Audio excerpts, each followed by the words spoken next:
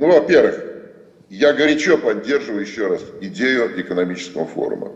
Это первое, это самое главное, мы должны это сделать. И всякие соображения о том, что нас не слышат, нас и так далее, это мы должны отмести. Мы должны вот этими форумами, извините, уже даже докричаться, достучаться до своего народа. И это и основная функция. Второе, что я хотел сказать, я абсолютно полностью поддерживаю ваше выступление, Константин Анатольевич. Конечно, и я думаю, что большинство, то есть практически все, которые мы здесь сидим, мы все это прекрасно едины в этом споре. И различия могут быть только в деталях и акцентах, на что акцентировать. Ну вот я попробую, значит, сделать некоторую версию предлагаемых мною акцентов. Ну, во-первых, после 2013 года, после 2012 российская экономика практически не развивается. ВВП на душу населения у нас меньше, чем в Португалии, Турции, хотя обещали, помните, Португалию лет 15 тому назад перегнать на душу населения, меньше, чем в бывших соцстранах и даже меньше, чем в странах Прибалтики, Литве и Эстонии. И это отставание будет увеличиваться. И это создает тяжелые проблемы в социальной жизни, жизни народа, и это же создает нам некие возможности. Потому что в конце концов провалы, которые будут в ближайшие годы, они заставят отказаться от нынешней команды, которая руководит нашей экономикой, буду я об этом пока что говорить, и переориентироваться на новые направления. Ну, во-первых, это все еще и усилилось этой войной. Вот мы не все осознаем у нас, что против нас 150 миллионов человек вместе с Белоруссией объявлена экономическая война со стороны Европы и Северной Америки. Это страны с 1 миллиардом населения. Страны, где созданы новые технологии, которых мы сейчас лишаемся. У нас их нету, и будет их дефицит. И почти со всеми этими технологиями, все наши сборочные, отверточные технологии, все с ними связаны. Для сравнения, Вторая мировая война в СССР вместе с союзником у нас было 500 миллионов человек. Это Советский Союз, Соединенные Штаты, Великобритания, Канада. Это 500 миллионов человек, а против нас с Германией было 300 миллионов человек. Поэтому проблема устойчивости страны, она будет все время возрастать, и будет тенденция к ней устойчивости. Что и заставит, вообще говоря, по-моему, руководящие слои поменять свои взгляды. Первое, вот чтобы цифры себе представляли, доля ВВП на развитие человека, а это здравоохранение, образование, наука и культура, вот эти главные сферы, о том, что вы, Константин Анатольевич, в частности говорили, доля ВВП, который ВВП-то у нас на душу низкая, но тем не менее доля в западных социальных государствах 20%, у нас 9%. В 2 раза меньше, и это в течение 30 лет. Плюс к этому нелепые чиновничьи реформы и оптимизации как здравоохранения, образования и науки. Вот это все привело к тому, что у нас разрушено образование, наше традиционное, сильное российское, русское, советское образование. После 90-го года число научных работников сократилось в 3 раза и продолжает сокращаться. По их числу, приходящимся на душу населения, мы на 29-м месте. И только 10% заканчивающих аспирантуру защищает диссертации. Наука делается профессорами и молодыми учеными, аспирантами и младшими научными сотрудниками, а не вот так называемыми Сириусами, конференциями молодых ученых и так далее. Вот это усиленная акцентация, акценты, что вот сейчас вот мы молодежь подымем и подымем, без профессоров ничего не получится. Второе, поэтому у нас из-за нелепых реформ и низкого финансирования и здравоохранения. У нас самая высокая смертность в Европе. Самая высокая смертность, и она выше, чем при советской власти. Выше. Мы ежегодно теряем по сравнению с советской властью, если относительно населения, на 200 тысяч человек больше. И на 400 тысяч человек больше до ковида, чем в странах Западной Европы. И самое ужасное, у нас самый большой прирост смертности был в 2020 и 2021 годах. Самый большой, в 2-3 раза, чем в Европе. Поэтому мы в очень тяжелом в этом смысле. И это из-за того, что, во-первых, в 2 раза ниже финансируется здравоохранение в долях ВВП. И нелепые реформы, которые разрушали нам здравоохранение. Несмотря на колоссальный революционный научно-технологический рост, вообще говоря, в области медицины, который, кстати, и нас коснулся. У нас смертность в трудоспособном возрасте в 3 раза выше у мужчин и в 2 раза больше, чем женщин. И мы на 119 месте среди 187 стран. На 119 месте. Это рейтинг делается по 33 показателям, разным агентствам, но в частности Ланцетом, на который мы во время ковида часто ссылались. Второе обстоятельство. Доля ВВП на инвестиции в основной капитал у нас в 1,5 раза меньше, чем в Европе и США. Уж я не говорю про Китай.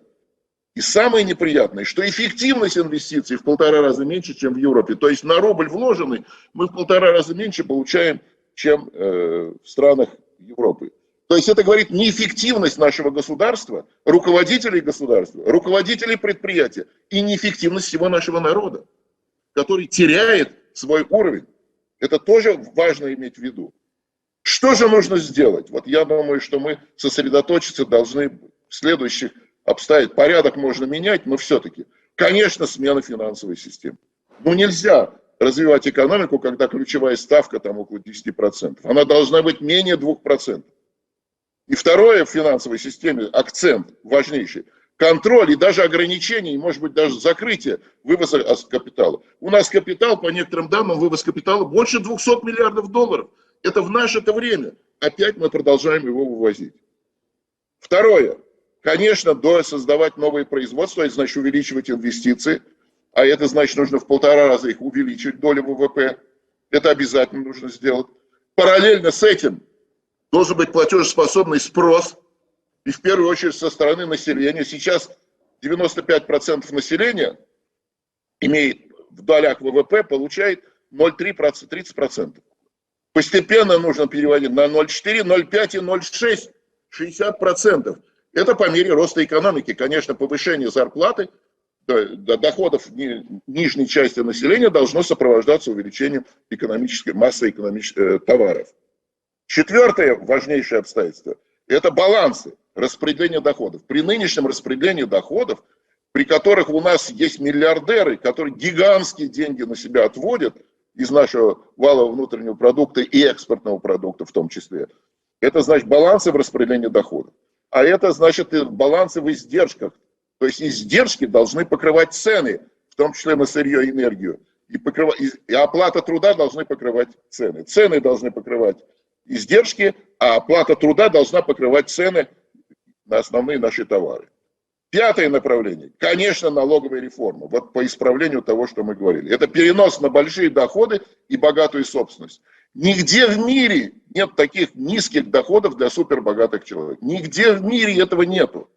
И это на наследство, на всякие передачи и так далее. Все это должно быть пересмотрено и в пользу социалистических тенденций, которые охватили весь мир. Мы ничего здесь нового не предлагаем. Это во всем мире. Во всем мире шоу-бизнес, который паразитирует на, вот то, что вы совершенно верно, Константин Анатольевич, говорит, паразитирует на низменных вкусах. Во всем мире налоги на шоу-бизнес тоже гораздо выше, чем в экономической деятельности. И льготы для инвестирования. Ну и, конечно, эффективность. Я уже сказал, что мы неэффективны. Неэффективно правительство, неэффективен президент, неэффективно руководители правительственно-экономического блока, неэффективен наш народ, руководители предприятий. Поэтому, конечно, кадровая политика и смена кадров. Вот то, что мы говорим, это могут реализовать другие люди в правительстве, в экономическом, я говорю про экономический блок в первую очередь. Ну вот приведу вам пример баланса издержек и цен. Только на одном месте. Во-первых, конечно, должны быть снижены цены на бензин, мазут, газ, электроэнергию и на все сырье, наше сырье, где мы добываем, на внутреннем рынке. Мы же в себя используем только 25% добываемой нефти. 10 миллионов баррелей мы добываем ежедневно, 2,5 используем на себя, 7,5 вывозим. И поэтому эти цены должны быть, это наше преимущество. Цены должны быть снижены за счет вывода из цен паразитических издержек, они гигантские. Вы знаете, кто ездит у нас на джипах и в каких офисах люди, какие предприятия сидят. Потерь неэффективного менеджмента, он очень неэффективный у нас, избыточных налогов. В цене бензина налоги и акцизы в России больше 60%. А в Соединенных Штатах, где тоже она себя обеспечивает энергоресурсами почти, всего 15%. Бензин и электроэнергия в Российской Федерации в 2 с лишним раза дороже, чем в США. Как по паритету покупательной способности, естественно, так и по отношению к ценам на однородные товары. Я вам еще эти цифры приведу. То есть у нас это все страшно и приводит к суперизбыточным доходам. Все эти налоги на природные ресурсы и так далее, все они должны переложены на экспортную часть только, а освобождаться для нашей внутренней экономики. Потеря налогов на вот 25%. Допустим, мы на 10 рублей понизили цену на бензин. Вот этими мерами, о которых я сказал. А их можно компенсировать всего лишь увеличением в 3 раза меньше, потому что там 75% туда уходит, да, за счет экспорта нефти и нефтепродуктов. То есть на 10 рублей литр бензина мы подешевеем, это нужно будет компенсировать $7 за баррель или 500 рублями за баррель. Аналогично и ко всем, и газу, и цен на сырье, и так далее. Это чисто технологические мероприятия, которые нужно сделать, и нужно к тем примерно соотношениям, которые в таких странах, в Соединенных Штатах, которые себя обеспечивают топливными ресурсами. А вообще вот так вот везде, во всех странах, где я не бывал, а я во многих странах бывал, я везде спрашивал, сколько минимальная месячная зарплата? Какая минимальная месячная зарплата? Примерно 1000, это ориентир, это как мы в науке оценки делаем. Примерно 1000 литров бензина или 6000 киловатт-часов. А у нас меньше 250 тысяч. Меньше 250. То есть в разы доля месячной зарплаты, поэтому у нас перекосы, конечно, перекосы.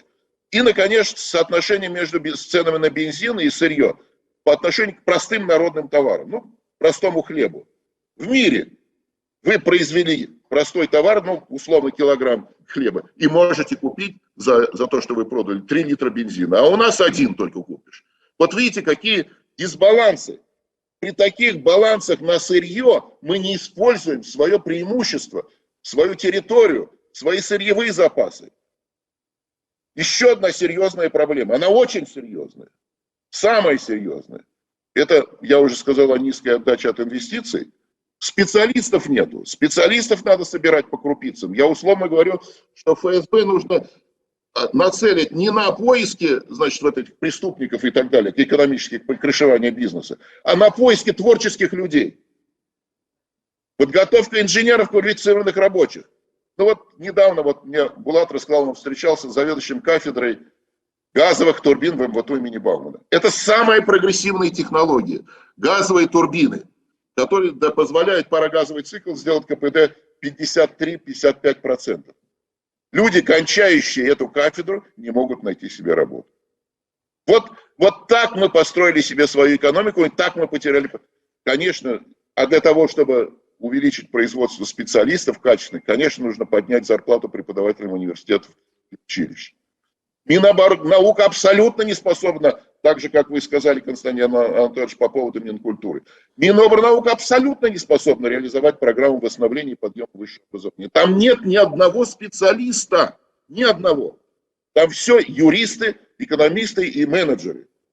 А в руководстве Миноборнауки, как всегда было при советской власти, должны ведущие позиции, министры, замминистры, должны занимать крупные ученые-инженеры с опытом творческих достижений. Конечно, планирование, понятно, мы должны сделать. И, конечно, это планирование индикативное со стимулированием льготами за выполнение плановых показателей, за инвестиции, льготы для фондов развития за счет прибыли, снижение кредитной нагрузки за рост производства. Вы взяли кредит и через государственные банки и так далее, и так далее. Но если вы превысили показатели, то с вас нужно, а тем самым вы увеличиваете налоговую базу для государства, значит, надо снимать и кредитную нагрузку за рост производства. Заинтересовывать нужно. Ограничение террора предприятий со стороны надзорных органов. Это террор. Срочно отменить федеральные процедуры закупок, которые предотвращают, не позволяют налаживать производственные кооперации между различными отраслями и предприятиями. Это вреднейший закон, который мы предложили. Полностью привлечение К сожалению, нужно ставить и вопрос привлечения специалистов из российских граждан, добившихся успешной карьеры за рубежом, в том числе иммигрантов, в том числе зарубежных специалистов. Мы сейчас дойдем до того положения, когда мы будем вынуждены даже искать специалистов в Иране, где есть машиностроительные высококлассные предприятия. В Иране. Ну и, конечно, частный бизнес. К сожалению, наше государство, наши государственные чиновники, они не способны к творческим достижениям, поэтому, конечно, нужно начинать вот это с вложением с частного бизнеса и поддержки частного бизнеса. Опираться на науку.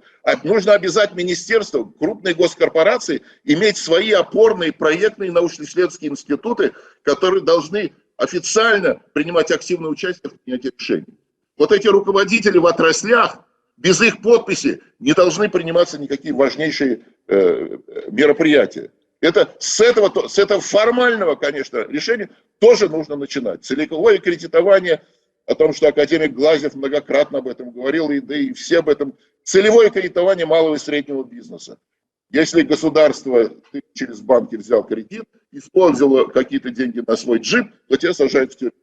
Это, конечно, все это нужно обязательно делать. И, конечно, офшорная собственность должна быть переведена в Российскую Федерацию. Мы должны за 5 лет увеличить инвестиции шаг за шагом в 1,5 раза. Обеспечить технологическое перевооружение, поднять эффективность, а это кадры. Только этим можно поднять, через достичь экономического роста, и тем самым мы можем спасти свое Отечество. Ведь в любом случае мы должны будем в конце концов сотрудничать со всем миром. Но это сотрудничество только в том случае будет плодотворным, если мы будем сильными как идеологически, так и экономическими. И без мобилизации, вот о том, что я сказал, это достичь этих ресурсов невозможно. Я, по-моему, не сказал, да, про вывоз капитала я сказал, конечно. И завершаю я следующее. Конечно, нужна коренная смена вектора развития. Мы, конечно, говорим, конечно, в первую очередь в экономическом порядке России. Вот я думаю, что мы должны сосредоточиться на обсуждении мер, необходимых мероприятий, которые необходимо шаг за шагом внедрять в деятельность нашего Отечества. Сейчас такое состояние, где мы уже не должны вообще чего-то опасаться. Мы должны говорить достаточно громко и резко. Только так мы можем в конце концов добраться до своего народа, достучаться, докричаться. Потому что нынешняя элита, которая там управляет всеми средствами массовой информации, она никогда нас не пустит. Она никогда нас не пустит, потому что вся наша деятельность это против них. Против них. Но если мы не достучимся, не докричимся, активно не доведем до общественности все вот эти достаточно уже старые идеи. Ничего нового, супернового я здесь не сказал. Мы 35 лет в Академии наук всегда все это обсуждалось.